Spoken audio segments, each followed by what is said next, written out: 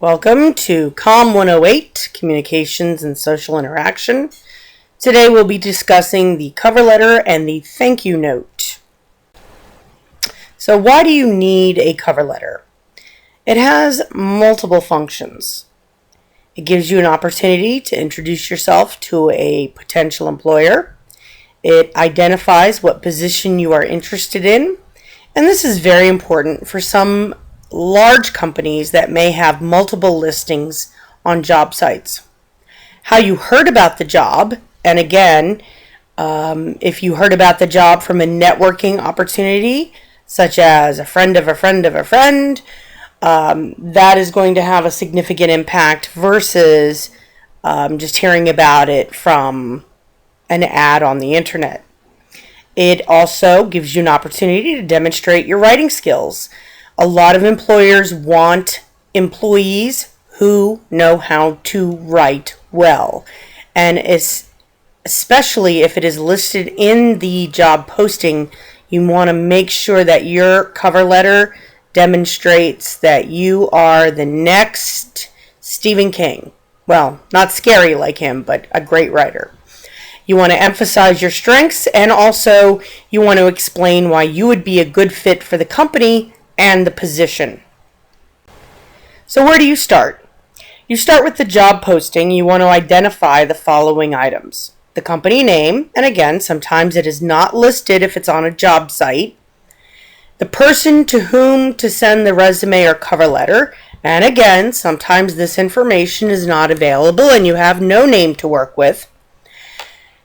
Oftentimes, you'll be submitting your resume and cover letter directly to a robot or a bot on the website of the company, and you're filling out literally boxes, and you copy and paste your resume and cover letter into a box. The purpose of this is so that they can scan it for keywords that they're looking for to score your resume. And we've talked about this when we discuss resumes in detail. The point of all of this is that you want to make sure your cover letter and your resume are tailored to the job posting. And it's not a generic resume, because that just demonstrates laziness these days. The job title, the job requirements, and what is required in the job listings. And they sometimes request references. Sometimes they want your salary range. And this is one of those very important elements where you have to go do some research. In the United States, we have a website called BLS, B as in boy, L as in love, and S as in Sam.gov. It is a government website that is really the Bureau of Labor Statistics, and you can go on and you would type in a job title. You will select the area of the country you're looking at, and it'll give you not just the job skills, but also the salary range for which the job should pay. Now, if you are entry level, that is going to be one aspect. If you have some experience, then you're looking at a mid-range. If you're very experienced, then you're looking at a high range. Here is the basic idea behind the salary range. If you have no experience or very little experience, and the job range is 22 to 28, you're going to ask for 24. The employer is going to offer you 22. You always want to go a little bit above, because they're always going to lowball you. If you want 26, you ask for 24 an hour. If you want 28, you ask for 26. The point here is the employer wants to get you as cheaply as possible. So if you ask for 20, they're going to lowball you to 18, and so on and so forth. So your salary range needs to be A, reasonable and accurate, and B, gives you some wiggle room so that you will be able to negotiate with the employer. So here are an example of a job site, and this is from Indeed.com. The company was not listed, but it was viewable when I clicked on the ad. There was no specific person listed to send it to. The job title is a CAD draftsman, and that is a computer-assisted design draftsman. And we have the summary, we have the major duties, the qualifications, minimum 1-year experience working as a draftsman, and knowledge of CAD software. Technical education or technical degree required. So what you also want to remember is everybody wants experience. Everybody wants experience. And the reality is that most college graduates don't have a lot of experience. So you have to take that with a grain of salt. And as such, what you should do is see college as a substitute for experience, because what it demonstrates is that you have put in X amount of years, whether it's 2, 3, or 4 years, committing to a goal, succeeding in that goal, and demonstrating that you have the ability to carry out a long-term idea to its completion.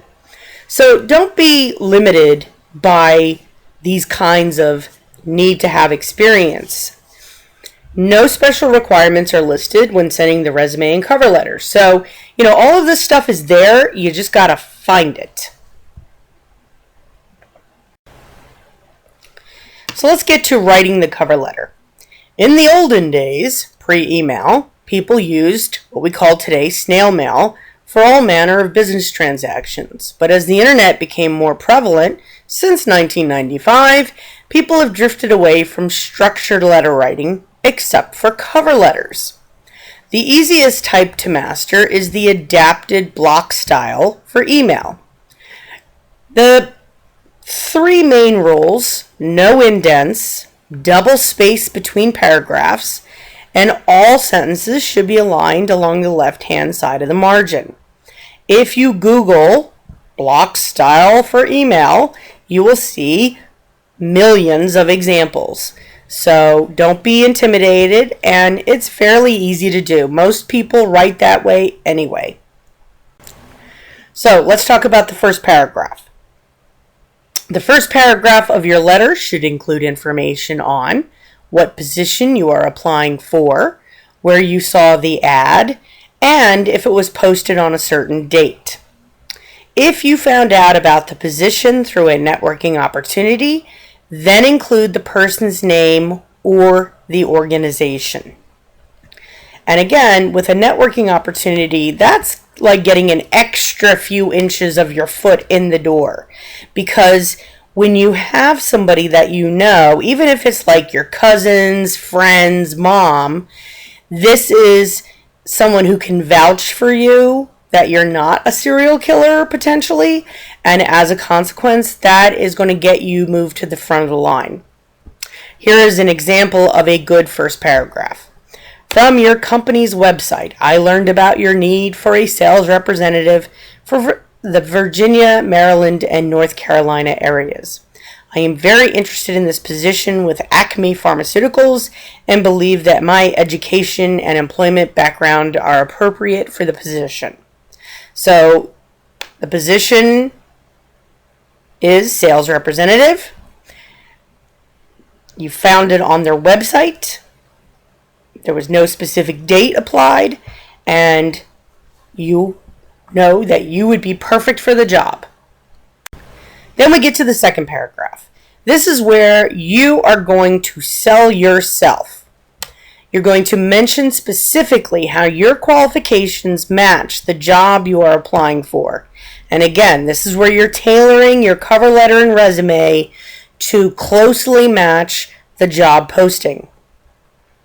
Remember, at this point, you are interpreting your resume in the context of the job posting.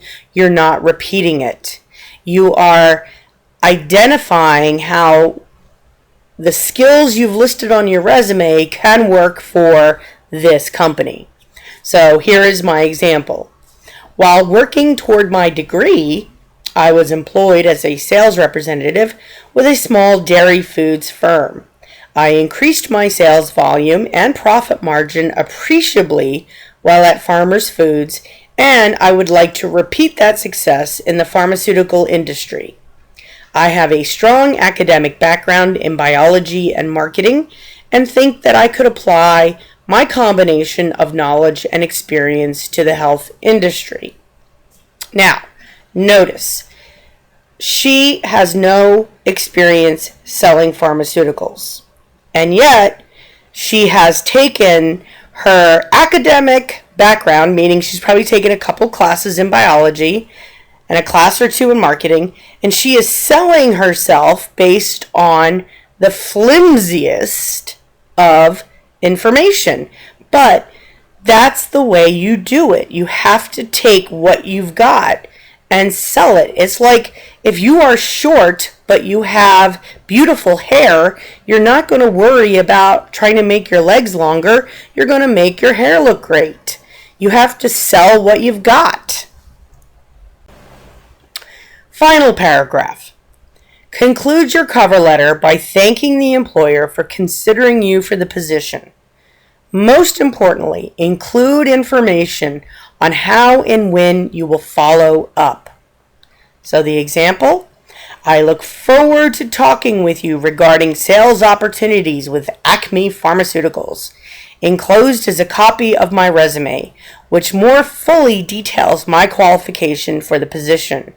Within the next week, I will contact you to confirm that you received my email and resume and to answer any questions you may have. Thank you for your consideration. So again, what we see here is she's not going to contact you to set up an interview. She is contacting the employer to make sure they receive the email or the resume and to answer any questions they may have about her resume. So it's not a hit over the head, I'm going to call you to set up a interview. It's I'm going to just call you to see if you need anything else from me. And again, this gentle approach is going to be much more successful than being super obnoxious and basically bullying your way into an interview. So how do we end the letter? Simple is best. Sincerely. Most people cannot remember which word you capitalize and which words you don't capitalize. So people who get all fancy with very truly yours inevitably are capitalizing the wrong things. And by the way, you only capitalize the first word. So you would only capitalize very. But to make things easy, I recommend a nice sincerely, your name, your phone number, your email address. Makes it much simpler in life. You don't have to worry about what has to get capitalized. So, sending the email. Let's talk about your subject line. And you're like, oh my God, this is so simple. Why are you even discussing it? Because many people do not add subject lines and their resumes get stuck in email hell or the spam folder. So the first thing is the subject line needs to be precise and brief. It is what the purpose of the email is. So, for example, resume submission. Simple, brief, to the point. Capitalize all the key words. Notice both resume and submission are both capitalized. Most email is scrutinized by anti-spamming and antivirus software before being put into a recipient's inbox. An empty subject line will most often be interpreted as spam. If it is, it may be marked as spam and be kicked off the server and not even delivered to the spam folder. So you want to make sure you put something in the subject line, even if you put resume. Just put something in there. Attachments. You will find that most companies do not want your attachments. It is not you, it is every hacker who has injected a virus or a worm via an attachment. And this is why many companies have their own submission interface for you to copy and paste both your resume and cover letter into, which is again why we never, ever, ever, ever, ever, ever want to use templates. Other companies may ask you to submit the cover letter and resume as text into your email, so into the body of your email. And again, this is just a matter of copying and pasting. So, again, look at it from the perspective of the company. They don't want some lunatic 14-year-old putting some worm into their system and shutting down their company for the thrill of it. So let's talk about the thank you note, because you did such an amazing job on your resume and cover letter that you got interviewed, and it went really well because you also watched my interview video and you learned so much that you kicked butt during the interview. So now you're home and you're going to send the thank you note, which you should send within 24 hours of the interview. So, why do I have to send one? Won't I come across as a butt kisser? No. The purpose is, 1, it'll leave the interviewer with a positive last impression, which is just as important as the first impression. Second, some hiring managers may interview a dozen people in the day, and your thank you note will help you stand out from the crowd, because only about 20% of people send them. So this will help you stand out from all of the slackers who don't send them. And third, it demonstrates that you are willing to put in the extra effort to get the job done. And especially if you claim to be a detail-oriented person, this is a great way to demonstrate that. So let's look at the paragraphs for the thank you note. Express appreciation for the opportunity to be interviewed, referring to the position for which you are applying. Indicate 1 or 2 areas discussed in the interview that were of particular interest. Mention your strong qualifications or background that will enable you to perform the job. So you're going to start off with, it was very enjoyable to speak with you about the assistant account executive position at the Smith Agency. The job, as you presented it, seems to be a very good match for my skills and interests.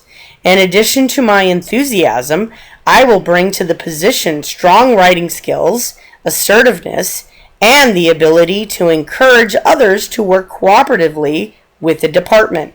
My artistic background will help me to work with the artists on staff and provide me with an understanding of the visual aspects of our work. So what we see here is somebody who is taking what she learned in the interview and emphasizing those things that seem to be the most important elements: writing skills, assertiveness, encouraging others, working cooperatively, artisticness. All of these things that get discussed during the interview are what you need to emphasize in your thank you note in the first paragraph, because people read vertically. They start at the top and then they scan down. So what they're reading first is what's really going to stick in their minds. So let's look at the second paragraph of the thank you note. State that you would like the position and the reason you would be an asset to the company. In other words, why should they hire you? Now, if you went back to the video on how to be on the interviewing on, why should they hire you and not 20 other people, this is where you want to reinforce again what makes you special. You want to also add any relevant experience that you forgot to mention during the interview. Here is an example. The creative approach to account management that you described confirm my desire to work with you. I also understand your need for administrative support. My detail orientation and organizational skills will help to free you to deal with larger issues. I neglected to mention during my interview that I had worked for 2 summers as a temporary office worker. This experience helped me to develop my secretarial and clerical skills. So again, what you're doing is taking information from the interview and reinforcing how great you would be at it in the thank you note. Last paragraph. Indicate that you are looking forward to the results of the interview. Let them know that you will follow up soon. For example, that you will call in a week or check in with an email. It is vital to know the hiring timeline so you don't annoy the hiring manager by bugging them incessantly weeks before a decision is going to be made. And again, if you go back to the interview questions, you're going to see that one of the questions you should ask them at the end of the interview is, what is the timeline for making a decision? So the example I have here for you is, I appreciate the time you took to interview me. I am very interested in working for you and look forward to hearing from you about this position. I will call in a week in case you have any follow-up questions.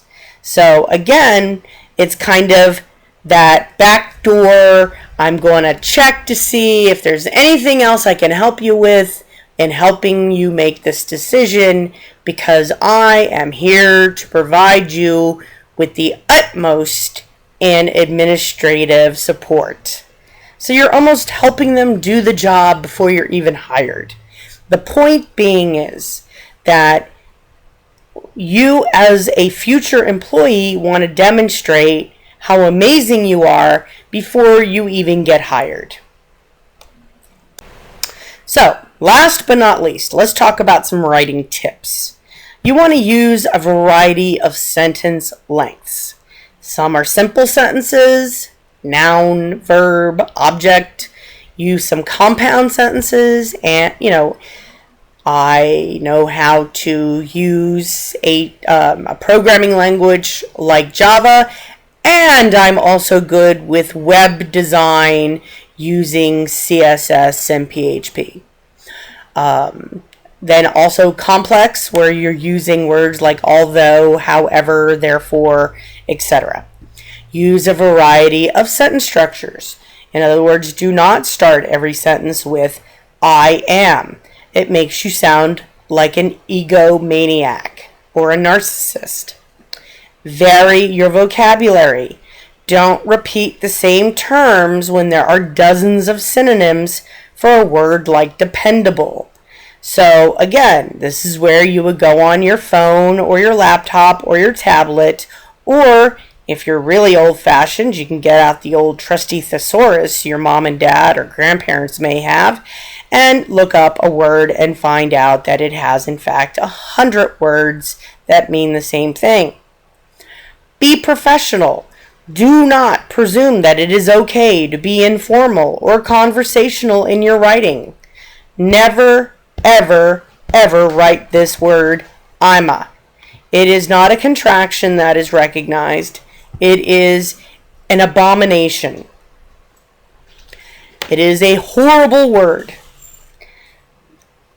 Spell check, spell check, spell check. Make sure there are no spelling errors.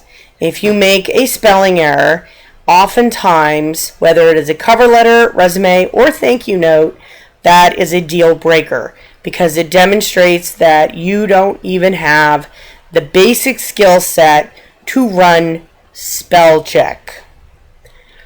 Lastly, have someone proofread your writing before you send it. Your mom, your dad, boyfriend, girlfriend, boyfriend and girlfriend, best friend. If your cat is literate, get them to help you, but have someone read it, because here's the thing. Research has shown that our brains automatically fix our writing. So we can look at something 100 times and it looks perfect to us. But the reality is that there's lots of mistakes that our brain has automatically fixed and we're not seeing them. So, that's it for today's presentation. If you have any questions, always feel free to text or email me. Have a terrific day, and make sure you always spell check.